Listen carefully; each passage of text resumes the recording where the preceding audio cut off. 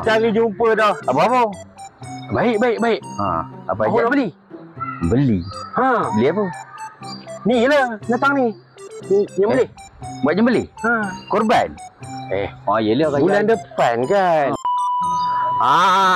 Nasib ada. Pakcik. Ya, apa-apa? Alhamdulillah. Apa? Awak nak korban cadangnya? Korban? Sesuai benar lah. Korban? Kamu nak buat korban? Sesuai benar lah. Ini bukan. Ni azan. Kat sini jumpa. Allah Akbar. Apa yuk? Alhamdulillah. Awak nak beli ni. Berapa jual? Kamu nak buat apa? Ni belilah. Korban kan?